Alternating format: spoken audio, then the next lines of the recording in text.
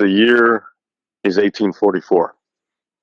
Quote, as feudal Japan enjoys peace, the samurai era is waning. But this fragile calm is threatened by the growing power of Lord Naritsugu, the shogun's sadistic younger brother. Sir Doi realizes that Naritsugu will ruin the shogunate if he gains higher political standing. And as Naritsugu's evil deeds are quickly hushed up, Sir Doi must act, quote. That's the beginning caption of the film 13 Assassins. Premise is that Sir Doi, a top official to the ruler or the shogun, he hires a veteran samurai to assassinate the ruler's psychopathic brother before he gains too much power. In what's basically Seven Samurai fashion, a team of 13 assassins is built, and they set out to fight the Lord and his retinue in what's essentially a suicide mission. This is 13 Assassins. Rick, what say you? It's really strange that you could watch a movie and it just be an exciting, fun time that maybe makes a political commentary, makes a cultural commentary on a past that you either are aware of or are completely ignorant of. Very, very facile awareness of or complete ignorance. But that with the changing times, the film can take on an air of importance that you wouldn't have originally ascribed to it. I can't remember when this film was made. I know that I saw it in a theater, and I was overwhelmed by the action and what was a pretty good story. A certain degree of righteousness and nobility that existed in an effort to right wrongs. Watching it in 2025 as my country becomes more and more mired in selfishness, inhumanity, and a level of greed and ignorance that I didn't imagine it was capable of. This film is no longer the enjoyable action romp that I watched it in probably a decade ago. I'm still overwhelmed and amazed by the action in the film, but it's a much more personal film now, because the reality of it is such that it's hard to ignore the parallels in a government that I feel is overrun by psychopaths.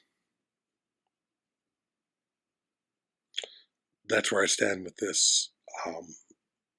My go-to question is always, is Mr. Chavez, what is your relationship to this film? What brings this film into your orbit at this time? I rented it. Basically, it's from 2010. Mm-hmm. So as soon as it came out on DVD, I believe that there were still video. I'm pretty sure there were still video stores at that time. Yeah, it's hard to remember. And I saw it, and then I saw it maybe once at some point before recently, and then in the month of June, I've seen it about 6 times. Mm-hmm. So I'm basically obsessed with this film. I was going to say, because that is not natural for you to, with the exception of a handful of films that I know you speak highly of, I wouldn't have suspected this being one of them. But yeah, this is not. I mean, I've been watching a lot of martial arts films, samurai films in general. Yeah. I mean, I've been watching like some Chinese ones. I've been watching, obviously, samurai being Japanese ones, different things. But this one, like,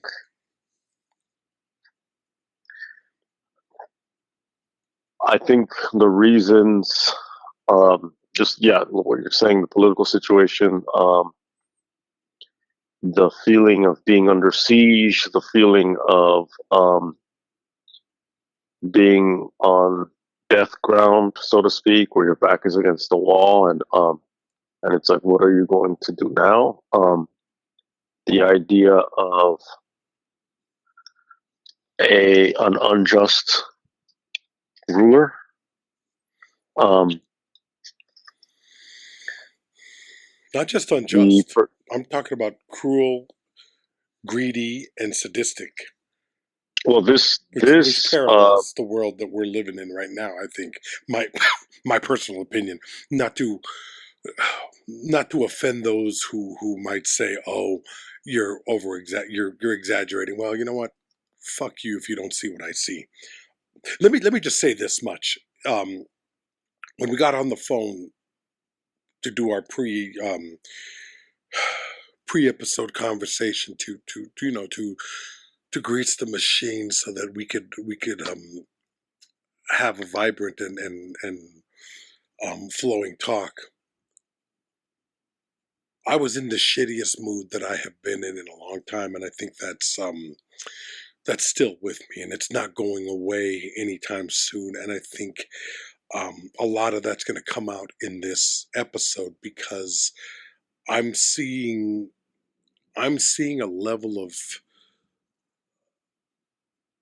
of inhumanity that I have alluded to many times over my lifetime, but I don't think I was as prepared to face it head on as I am doing right now.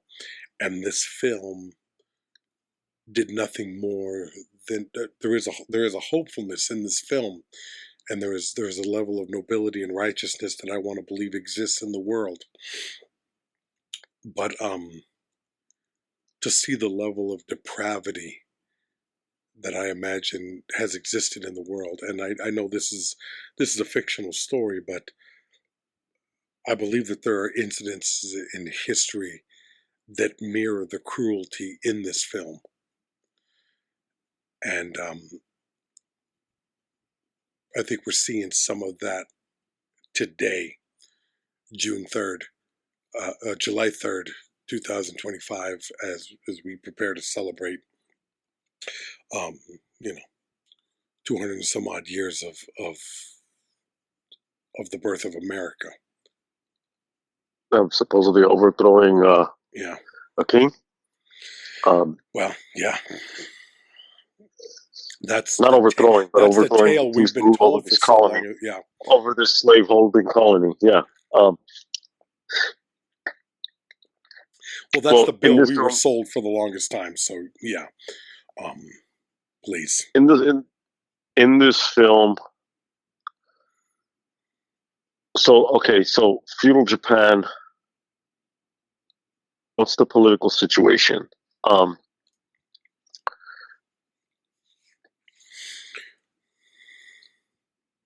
You're in a class system. The emperor is a symbolic figure. The shogun is the de facto ruler, the actual ruler of Japan. He comes from the military class. Under him are lords, daimyo.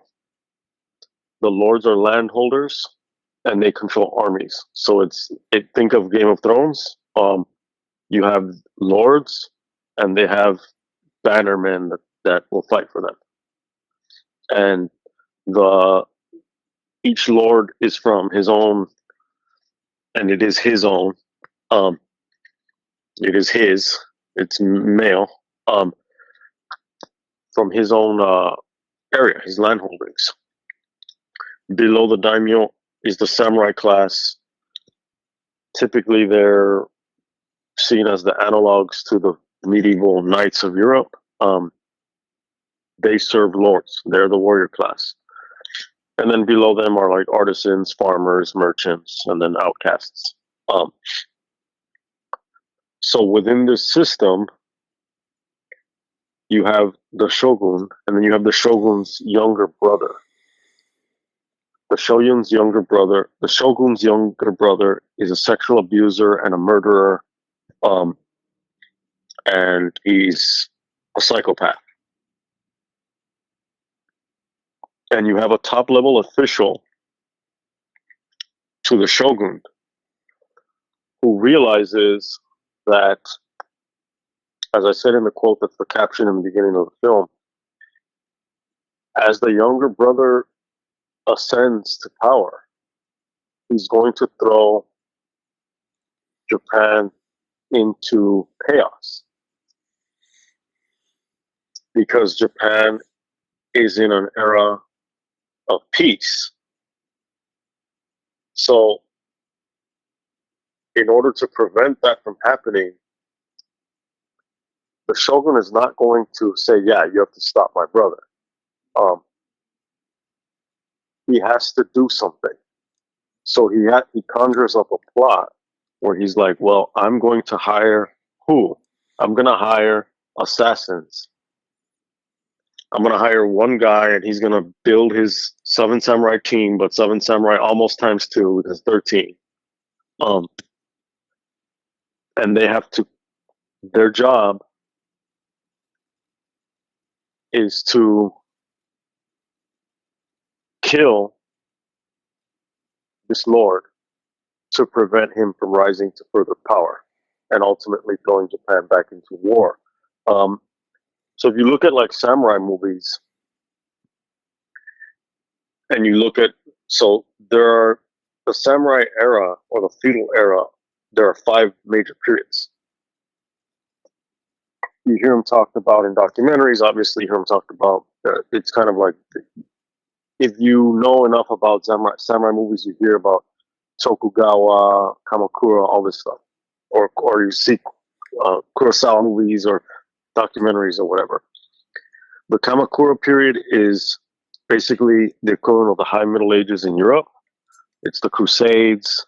If you think of the Seventh Seal in film that depicts Western Europe, the Seventh Seal, the film about the Crusader and he plays chess with death,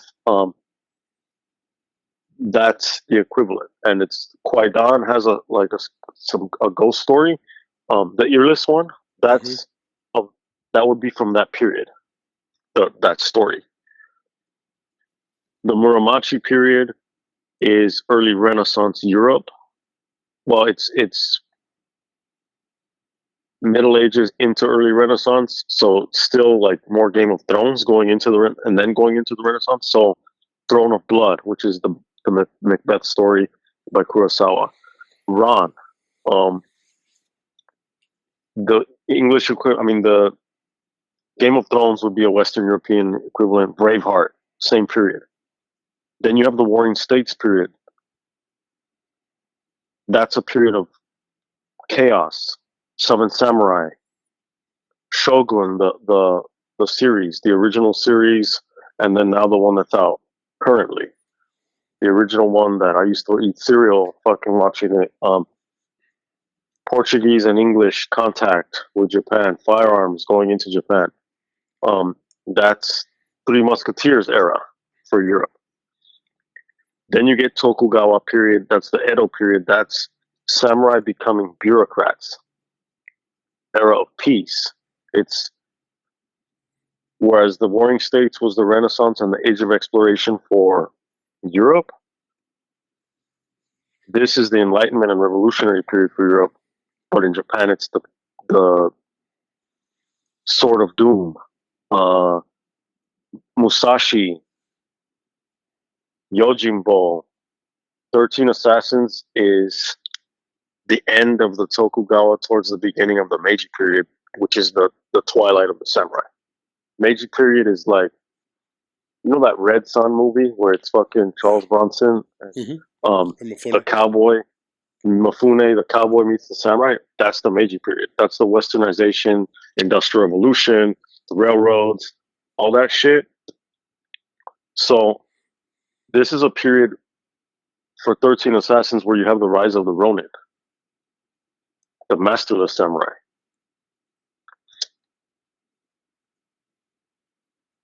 And they don't want to get thrown back into another age of war. They see that the Lord is a danger, is a menace. Literally, he's a fucking menace to society.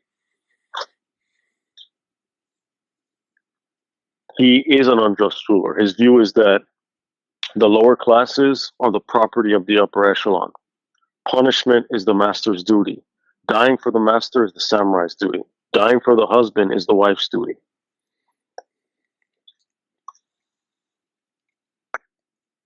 So the central question of the film, the thing that like is the most important in the film, is you get the leader of the 13 Assassins against Hanbei, who is the head of the samurai escort of Lord Naritsugu. So the Lord is making a journey from one area to the next, and the 13 Assassins have to stop. They're going to basically attack him on his way to make that journey, and they're creating a plot, and the goal is to kill him. So Hanbei, he knows this because of his activity, spy activity, and his mission is to protect that Lord. So you have the samurai who was there to protect the Lord against his friend and rival. They grew up together. They went to the same, basically, samurai school, studied in the dojo together, fencing. The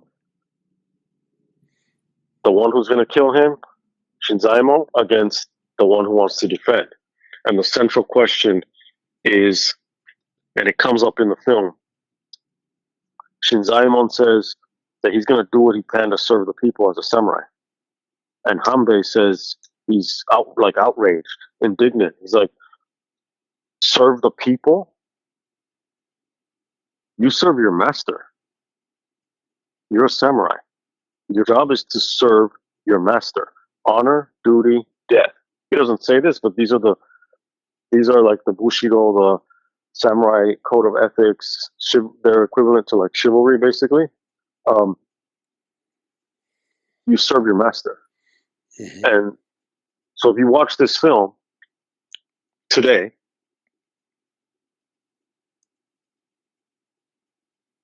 you have to realize the relevance of that question, that central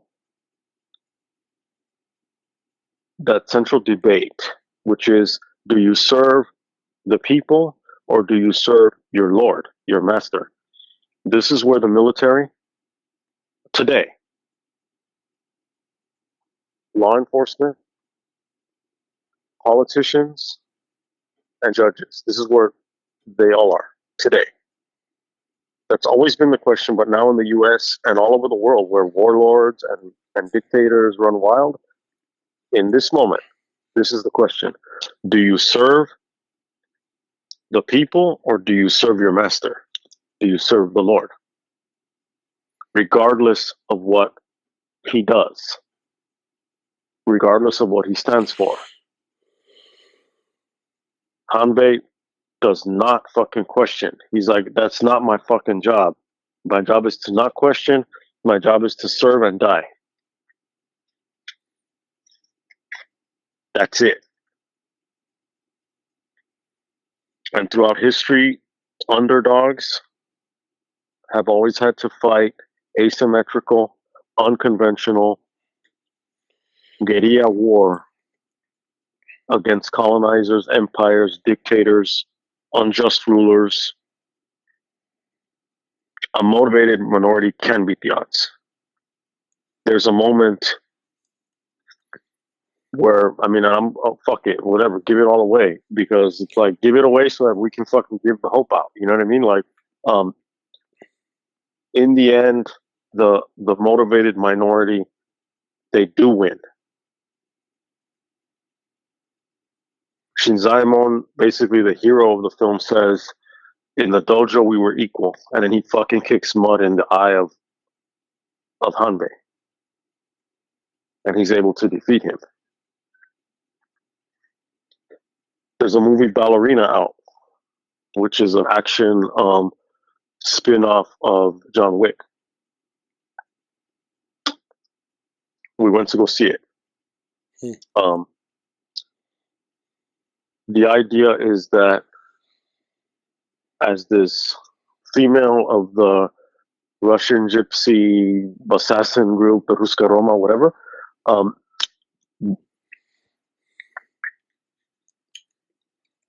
you're a ballerina, you're going to be smaller, you're going to be weaker, you're going to be this, you're going to be that. You can't play by their own rules. You can't fight them according to their rules. You have to recreate the rules in your advantage. That's how you have to win against oppression or against your opponent. This is how you do it. This is what the film is about. This is what the film is about. And so I've watched this film 6 or 7 fucking times in June. Now we're in the beginning of July, and things are the same.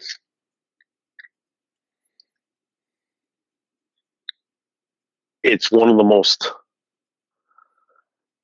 satisfying death scenes. For sometimes I like to watch Game of Thrones. I like to watch just clips of different satisfying deaths. Mm-hmm. I like to watch fucking Joffrey from the Purple Wedding. I like to watch Lord Baelish. My favorite is probably Sir Janos Slint. I don't know if you remember this. So Jon Snow gets elected to be the head commander of the Night's Watch at the Wall, and he's giving out assignments. And Alistair Thorne has been against him the whole fucking time, but he puts him as head ranger. So Alistair Thorne is surprised. He didn't give him the latrine duty or whatever, which he gave to that redheaded guy, and says it's a job of a ginger. Then he sends Sir Janos Slint to some other like fort along the wall, and that dude's like, "I'm a fucking knight. I was the commander of the King's Guard." And he's like, "Are you defying my order?" And Janos Slint's like, "You can shove that order up your bastard ass. I'm not gonna fucking listen to you." So then John is like, I don't remember the name of that kid right now in the moment, but he's one of the kids that ends up fucking stabbing him. He's like, "Bring me my sword." He orders the guy taken outside, and he cuts his fucking head off. But right before he does it, I don't know if I'm ringing a bell to you. Jon Snow says, "My lord, any last words," or something up to that effect. And then the guy is like, No, wait, stop. I'll listen. I'm afraid. I've always been afraid."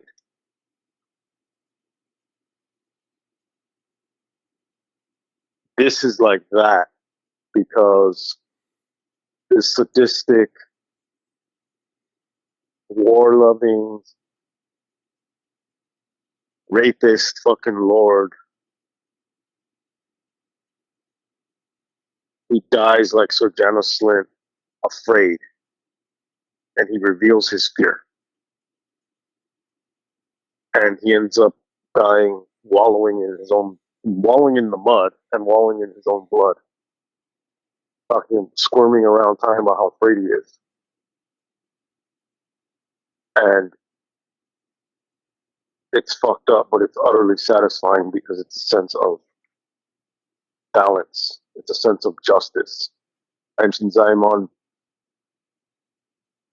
before he does that, he says, basically, he says, for the shogun, for the people, for the many who died untimely deaths. He goes on to mention, the innocent. There's a scene earlier in the film where they bring in, when they're showing how dire the situation is, they bring a young woman to Shinzaemon to show him the level of depravity of the Lord. You remember that? Yeah, I'm not forgetting that ever. It's a woman with her arms and legs cut off. No, her feet are cut off. I mean, but it was very strange because she's at least to the fucking like knee. Yeah. And her tongue is cut out. So for all intents and purposes, her fucking legs are cut off too, yeah. and her tongue has been cut out, and that's what the Lord had done. She's it's one of the saddest things that I've ever seen in a film. And it wasn't gratuitous. It was very necessary to the plot. It was one of those moments where I thought there are going to be people who are going to take issue with this depiction because it's their attitude is going to be it's unnecessarily violent in its depiction, in the attack on the senses as a moviegoer. And I remember seeing it in a theater and being overwhelmed by what I was seeing. And to go back to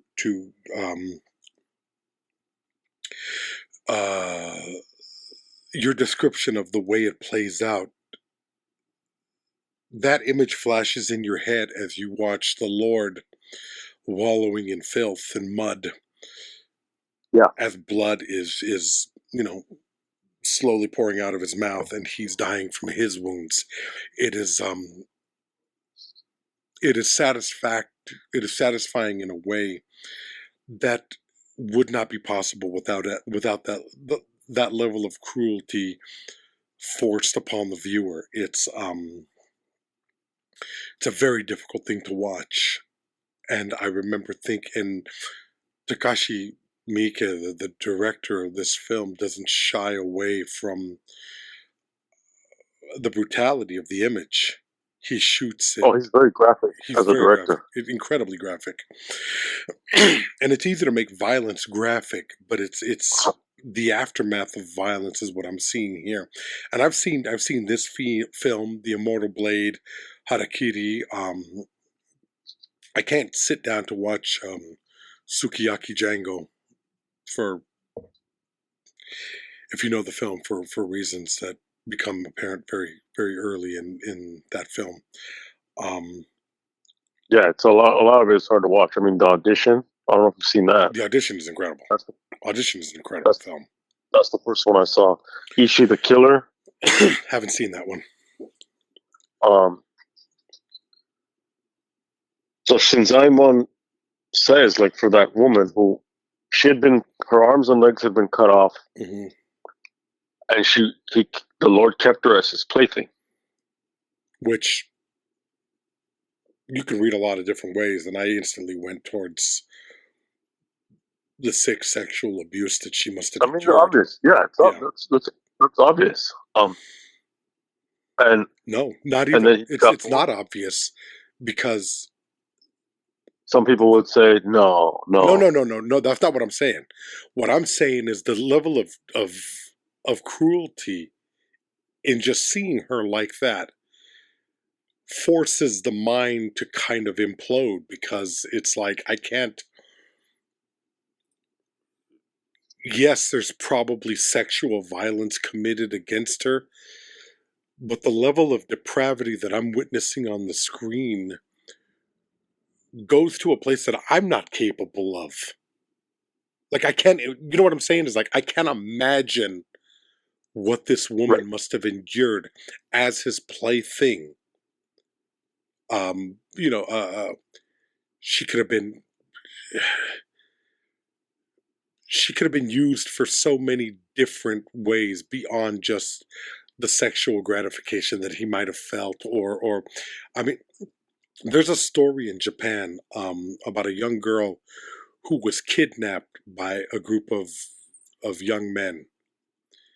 I don't know if you know this story. I'm not sure. I can't remember her name, but they kept her in a basement for something like a month, and they raped her and tortured her and abused her, and they like hung her from the arms until her shoulders dislocated.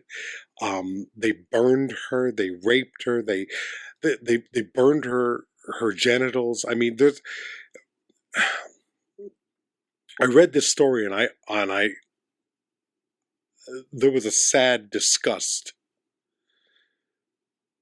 in part because of knowing the suffering that somebody must go through in a very real situation. This is a fucking movie versus real life, but the movie is depicting something that is possible and is very likely to have happened at some point.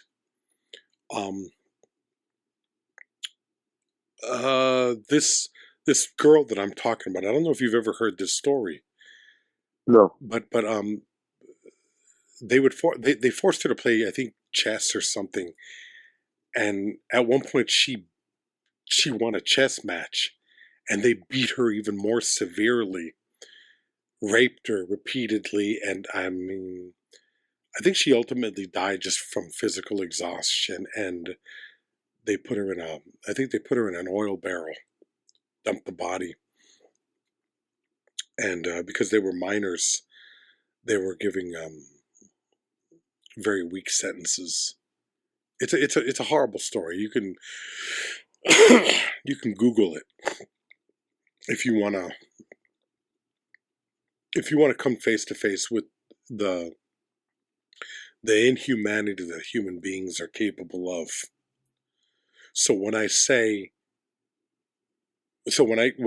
refute your statement of, well, obviously, what I'm saying is not to mock your reading of it, but to go even further and say it's possible that there's a level of cruelty that neither you or I are even capable of imagining, Right. which makes it even No. more frightening and disgusting and sad and disturbing. Yeah, that's the tip of the iceberg. Like Yeah. what's obvious to us is just fucking the most obvious, literally obvious shit. Where these motherfuckers are way more inventive, creative, and fucking disgusting. Mm-hmm. And yeah, this is the guy who says ruling is convenient only for rulers. The people must live to serve. And my favorite moment of the film, one of them, is when Shinzaemon says the time comes when servants rise up against their lords. Yeah. You're on top thanks to support from the bottom. And he knows it's time for him to die himself. And he fucking knows that it's time for the Lord to die. And in the scene where they bring out that young woman, that girl, she's given a brush with ink and a scroll to write out what happened to her village and her people. And it's translated as total massacre, what she writes. Yeah. With her mouth. Yeah. And there's like blood and saliva coming out of her mouth, and fucking like she's like weeping tears of blood. And so there's a callback to that when in the film they fortify a village to set it up as a death trap In much for the the same Lord. way that Kurosawa does in Seven Right. Samurai. Yeah. Right. Get them in. Just to set it up as a death trap for the Lord and his retinue, his escort. And there's a moment when three of the assassins, they're like the elder ones. They're standing on like a rooftop or like a bridge type of crossing area, and Shinzaimon's in the center, and he pulls out the scroll. He unfurls it, and there it reads "Total Massacre." And Hanbei understands, he's understood from the beginning that if Shinzaemon is involved, we're fucked, because we may have the numbers. Originally it was going to be 70, but he reinforced them to 200. So ultimately it's 200 versus 13. Even though they have the numbers, the 13 assassins have the moral high ground. The 13 assassins are fighting for more than just what they've been taught growing up. It's more than just their own indoctrination or their own cultural views of, I'm a samurai and I'm going to serve my lord and die because that's my job. That's even to the level of this is my way of life. The 13 assassins have already gone beyond that because they're fighting for justice. Well, 12 of them are fighting for justice. One of them is there for comic relief and is there for a different kind. Justice, yes, but duty and justice. Whereas there is a character that is basically there for comic relief, but I felt he was initially he's just viewed as comic relief. I think you could be dismissive of the character on initial viewing, but as you watch it and you really start breaking down the film into the class struggles that it is, he becomes the Kikuchiyo character, the Mifune character. Yeah, absolutely. Born to commoners, but with a strength of character that is designed to just destroy. And these samurai are, in a lot of ways, he's kind of written in a way where you samurai are so full of yourselves. You samurai, there's a palpable disgust. He's a critique of he's a critique of the whole system. If you look at the and you're 100% like if you look at the archetypes of these, and it's very much, it's kind of like this. It's like Jesus and his 12 apostles. And interestingly, this isn't something that's. This is just something that I just kind of chuckled at myself. Is when we find Shinzaemon, he's fishing, and the person who's come to look for him is like, "You're hard to find," and the guy's just fishing, and that becomes a metaphor for how he's going to lure the Lord into the village. He talks about you have to let the fish bite the hook, but he's also in the sense of when and when Jesus when he was first recruiting, he recruited fishermen, and he said, well, now you're going to be a fisher of men, meaning you're going to now yourselves recruit more people into this movement. This is basically what he's doing. Is Shinzaemon he's going to gather up his troops. He's the leader. He's an older man. He's the passing of samurai culture. So that when that young mutilated woman is brought out, he looks in horror, but then he smiles. And it's interesting because he's not laughing, it's not joy, it's almost like the sense that I got from it is that it's almost as if he had been shown a video of the woman. Obviously, that doesn't happen because this is 19th century Japan, but because real quick the focus shifts back to his mind and the conversation that he's having about how they have to kill this lord. And he says, like, all my life I've longed for a meaningful death, and now he has it. Now he has something to fight for, something more to fight for. And in that warrior ethos, he's going to die fighting. But the culture is shifting. Soon enough, the samurai class itself will disappear. In a few more generations. He's he's like the Kanbei character in Seven Samurai. Yeah. You get the swordsman who's a Ronin. Yeah. You get the old warrior, the loyal friend. You get the nephew. Yeah. You get the young pupil to the swordsman. The nephew, another person who this time he's not the passing of the samurai era, but a witness to the passing. He's the only one who survives. And his uncle, the leader, says, go live whatever life you want. Do whatever you want. In the end, he says, I'm gonna go to America and I'm going to be with all these women or do whatever. It's fucked up because in the film he's at a gambling house and all that, and he leaves his wife to go for this battle.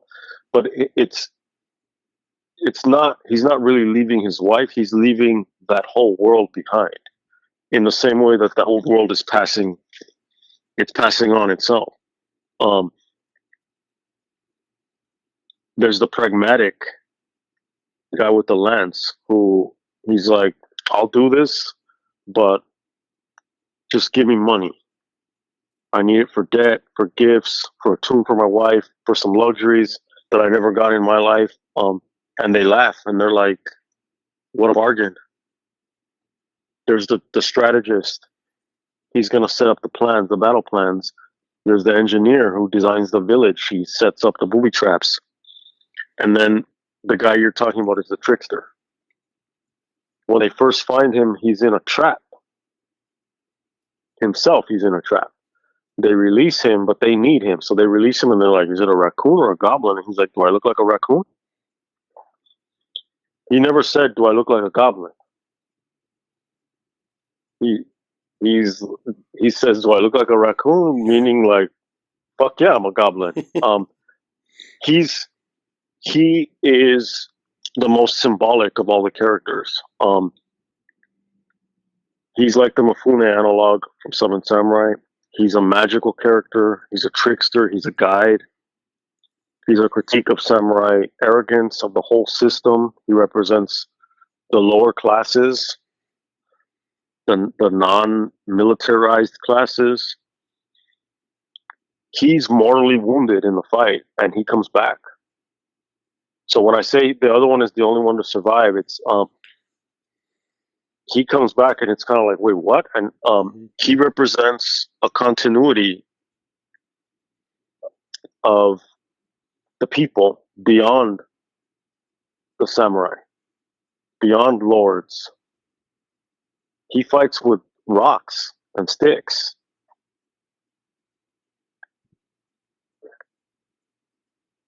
He's also, to a degree, a spiritual component because of his magical qualities. And a lot of revolutions, they have spiritual components to them. That's what George Lucas was very, very familiar with that. He was very conscious of using the Jedi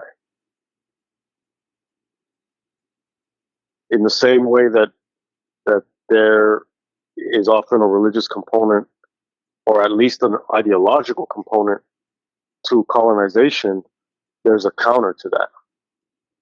So you have Catholicism used to colonize. You also have liberation theology to decolonize.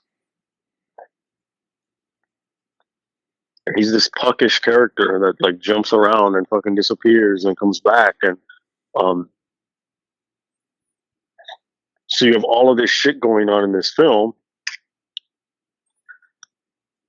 But then on top of all that, it's like half the film is fucking action.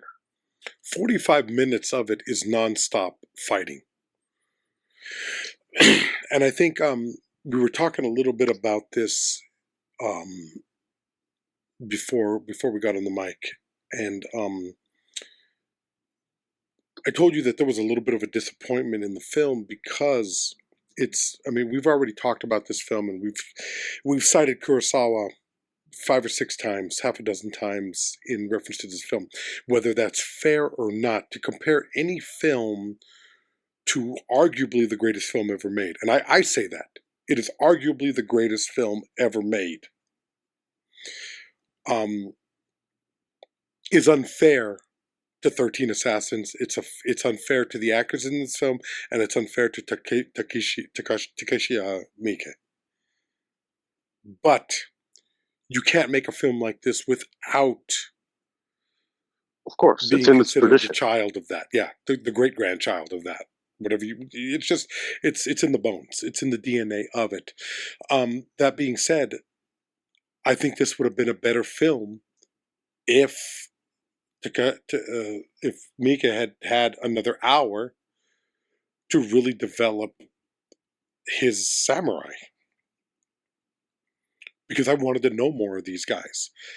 Because as I watched it yesterday, I started thinking about how well I knew the swordsman, Kanbei, Kikuchiyo, the funny samurai, the contemplative one.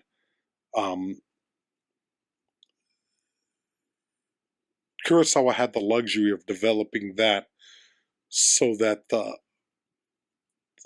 each of their deaths holds greater weight.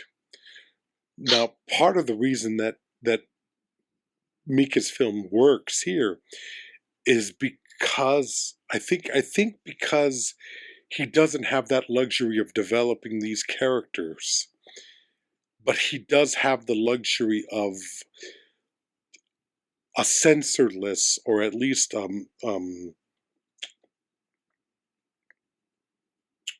ratings board, or a time that is less constraining. He can make this lord as evil as imaginable, and in ways unimaginable, as I said a bit earlier. So there's a heightened nobility in the action of all of these samurai. In a way, it's a cheat, but it's a cheat that benefits the film and subsequently works for me. The degree to which this man is evil is, I don't think there's too many instances in film that reflect this level of cruelty. He's a great villain. The performance. He's an incredible villain. Yeah, and the performance. Yes. He's so casual about it. Mm-hmm. He just enjoys it. It's as easy as breathing. And you get a sense that there's actually something wrong with his brain. Like, mm-hmm. it's not. We had the critique of the Richard Ramirez documentary, The Night Stalker. We talked about that, and we called it an unexplored evil. Yeah. Because by the end of the film, you get like this like montage of his childhood, and and they touch on some of the things that the concussions or the fact that Richard Ramirez's His Theo. cousin was a Vietnam Oh, veteran. was it his cousin? Sorry? Okay. I thought it was his Theo. I thought it was his uncle. It was his cousin. From what I remember, I think his cousin Mike. Okay. And not that we're on a first name basis, but from what I remember, These are not people you want to be on a first name basis with, so nobody's faulting you in that regard. Yeah. So that guy had been to Vietnam, came back. He showed a young Richard Ramirez pictures of torture, mutilation, sexual abuse.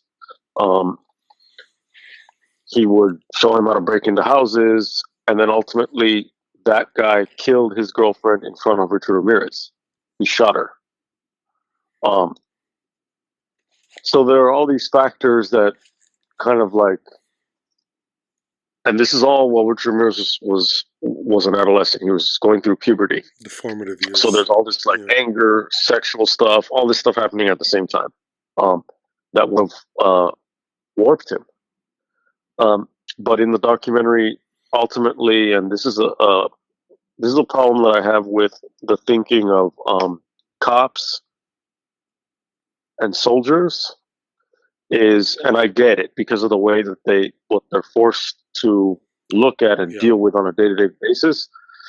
But ultimately, the problem is that they start to look at they break down people into good guys versus bad guys. And obviously, it goes deeper and it's contextual. And so they chalk it up to, well, he's evil. And then they throw in the satanic element, right? Which, how much of that was just aesthetic? That's another question. But going back to 13 Assassins,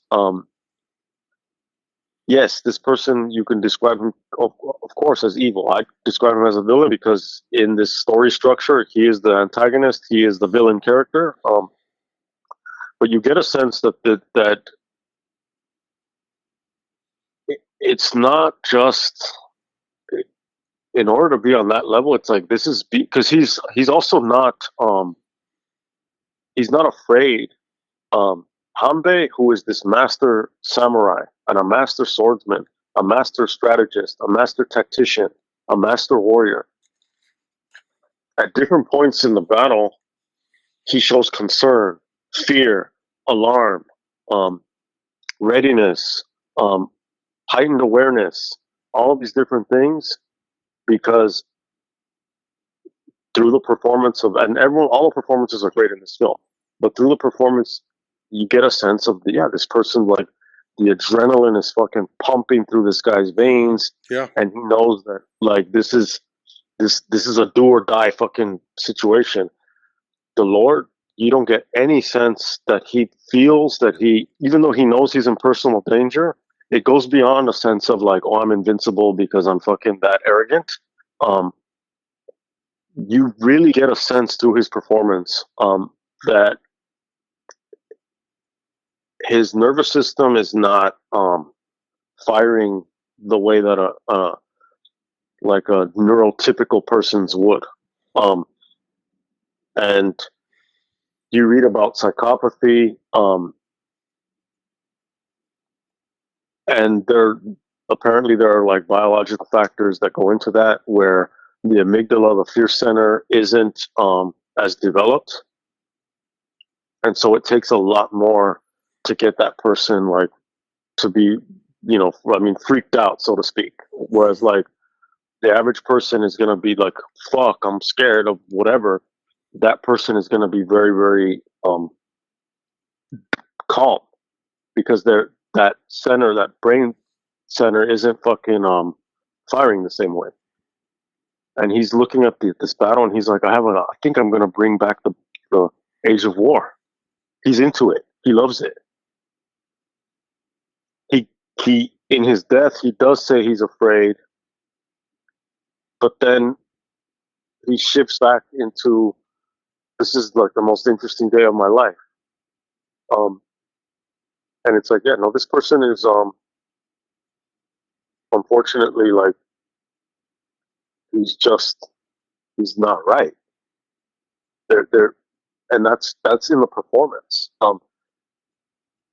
Different from from Hannibal Lecter. Hannibal Lecter, obviously, like, okay, this guy's a genius, but he's also like, um, he's so over the top that he starts to look more like a Cartoonish. supervillain. Yeah, cartoonish. Yeah. Well, it's the This difference between character. a Mitchum and a De Niro as Katie. Mm-hmm, mm-hmm, There's something that is exactly. yeah. There's a real guy there It's versus uh, uh, a writer's creation. Yeah. right. At one moment, at a certain point in the film, he hacks. He doesn't just slice with the sword. He hacks Yeah. a lord's son to death after he's God raped his damn. wife. God damn. Um, Yeah. and he just does it with so much ease and so much pleasure, and it's fucked up. And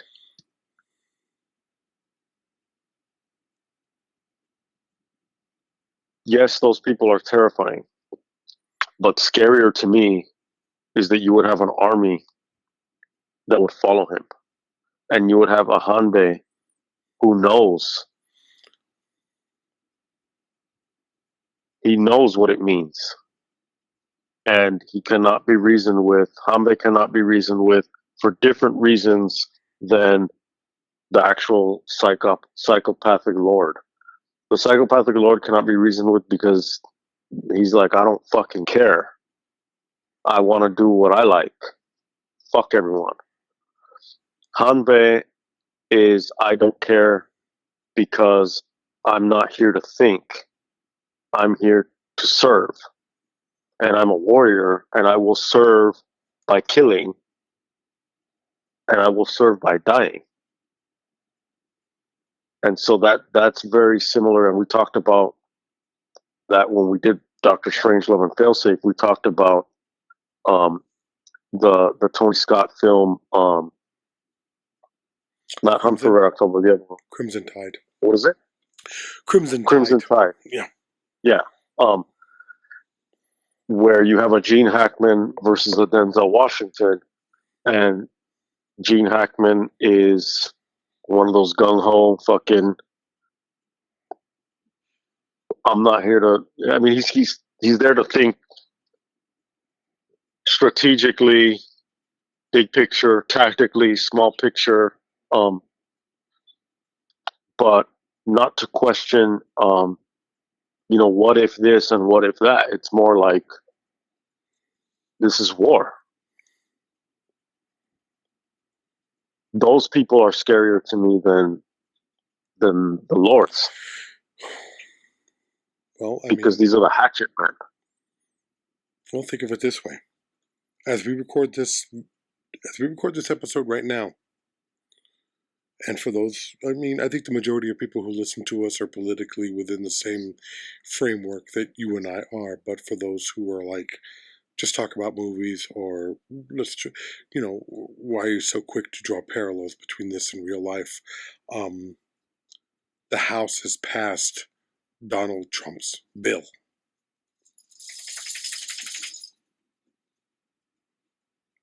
Following the lead, giving the master what he wants, to the detriment of the people. That's everything that you're describing. I think it's a sad place that we found ourselves. And as I watched this movie last night, already being in a depressed place, I wasn't relieved of it. It's kind of felt like the last couple of weeks that we've talked have been doubling down on the worst aspects of American identity. And I'm really not sure how we come back from it.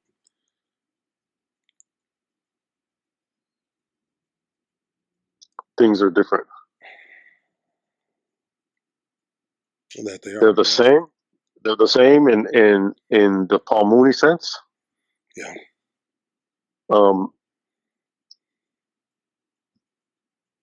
In the sense that nothing has changed. But in the geometry of this fucking of our times, we've turned another corner. We've turned another corner. Yeah. And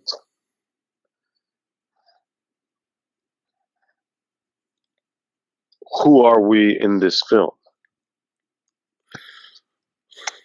It's a good question. It's a very good question. Who are we?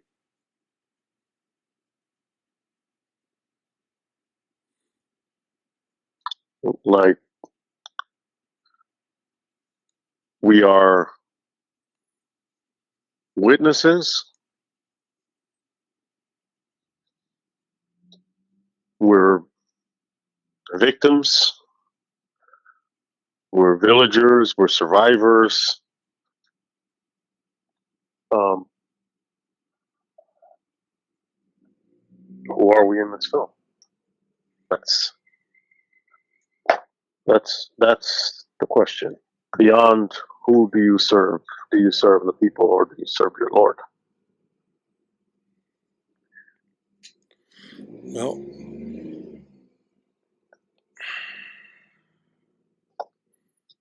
I like to believe that I serve the people. I am of the people. I serve the people. Now the question becomes, how do you serve the people?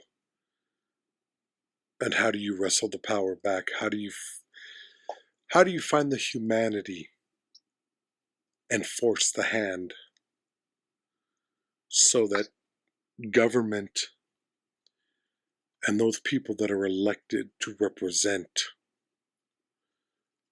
return to at least the idea of caring about the citizens? I don't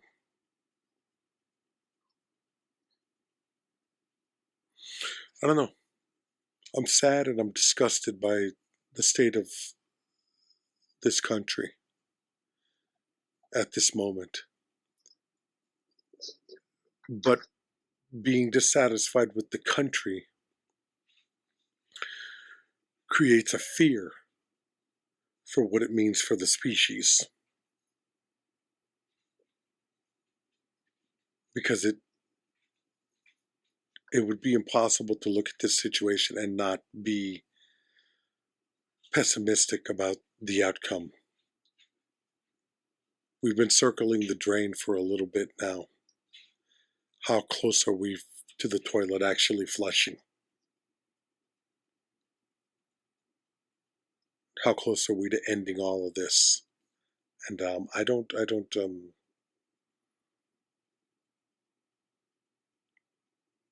Are we going to be Are we going to have to be satisfied with a world where we're worked to death, and we can't have health care? Are we going to be satisfied with a country that just robs people of their dignity and sends them to fucking concentration camps in order to appease their sense of justice? I'm even more all over the place today than these episodes usually find me, because there's so little to be hopeful of. I'm hoping it'll pass. I'm hoping I'm hoping that tomorrow I'll find something to be hopeful about. Maybe I need to watch that cocksucker die in the mud again. I don't know. You know what? I maybe maybe I wasn't maybe I was carrying too much into it at that moment. I mean, it's this last time that I watched that I well, actually no, it wasn't the last time I watched it. But it was today's Thursday. It was in the weekend. I watched it. I watched a bunch of scenes between, but I Leslie was doing some work, and so I'm watching it, and she has her like earbuds in or whatever, and she's on the laptop, and then and I was literally I'm like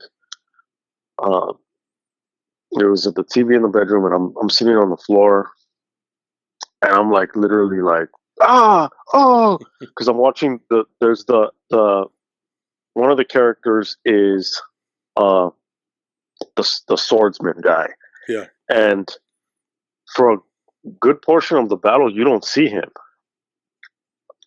and then you do, and when you see him, he's like in an open area of the village that, but you know, it's closed off because they have all these spikes and all this shit, yeah, and they're there's basically fire. creating a labyrinth and Yeah, forcing people in. You know, it's an incredible strategically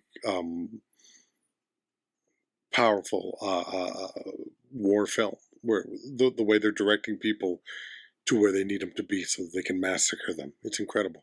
yeah.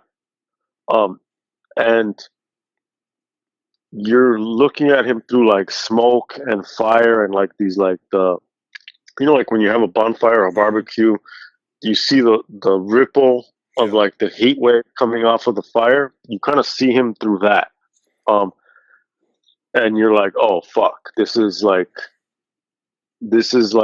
just badass. When it's in the same way that when you watch a kung fu movie, you come out of the theater kicking and fucking like throwing punches at the air because yeah, you're all like, yeah, all built up. yeah, Um, and so it has that vibe, and he tells his pupil, he's like, kill everyone who gets past me. Um, and they're just charging at him, and he's just slicing motherfuckers with one stroke. Grabbing swords have been like stuck in the dirt, and he's grabbing other swords, and he's like dual fucking wielding fucking. And I was just like, I'm not that person. Apparently I am, but I'm not that person. And when you see people watching like some sporting event and they're all screaming and they're like, oh, ah, like that, I allowed myself to fully be that guy in during that viewing because I needed it, yeah.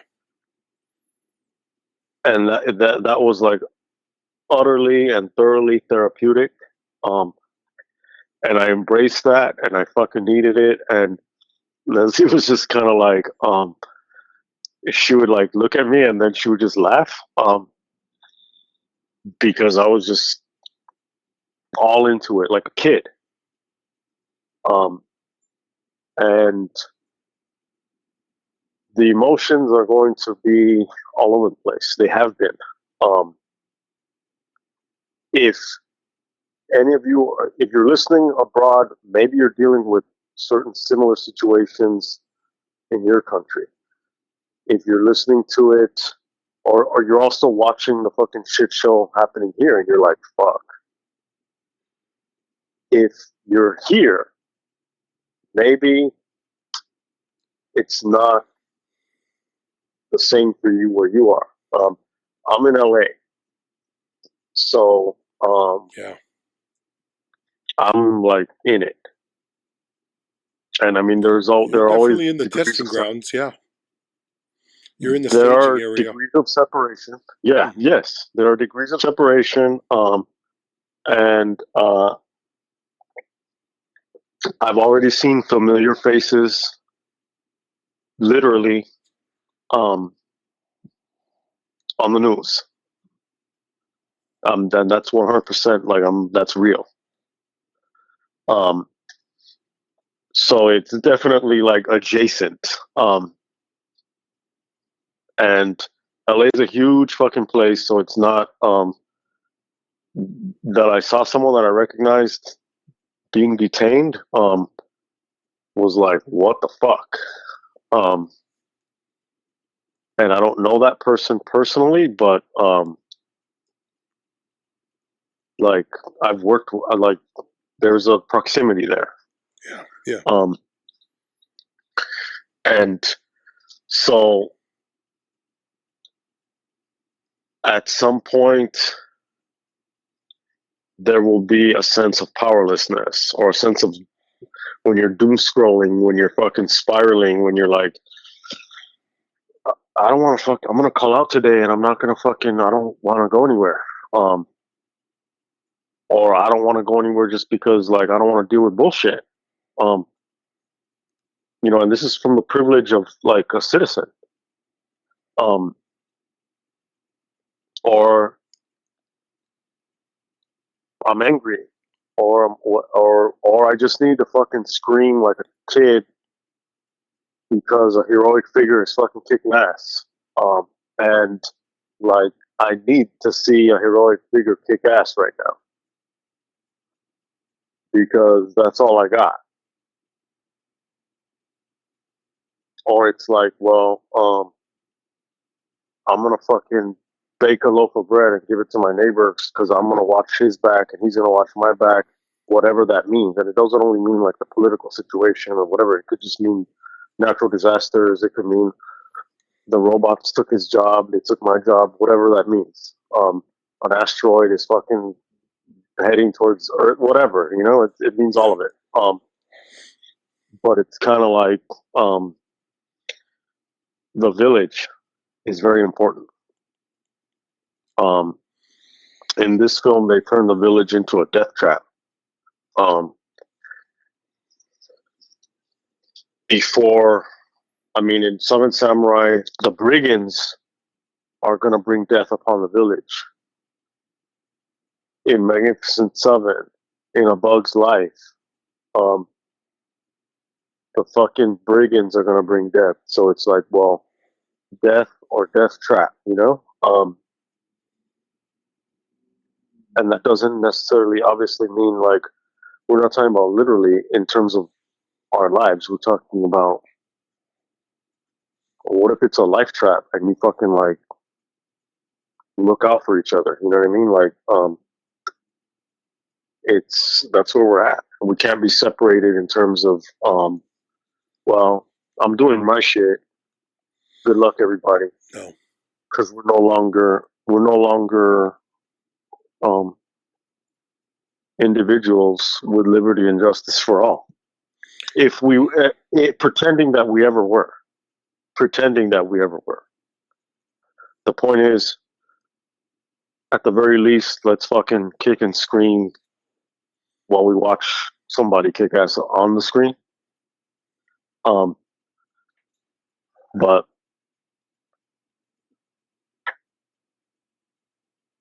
take care. buymeacoffee.com/WatchRickRamos. This episode goes to Slim Slim, a member. Thanks for listening to us for so long. Take care, all of you. Don't lose hope. No. Star Wars is about the resistance, and the first episode, not episode 1, but the first episode, episode 4, is A New Hope. It sounds cheesy. I'm not that person, but this is, you lose hope, you're done. No, I agree. You find the inspiration. Find the inspiration wherever it is. Light the fire. And do what needs to be done.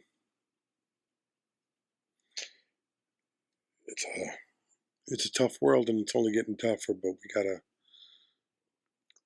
gotta look out for each other. Thank you very much for listening. We'll be back again next week.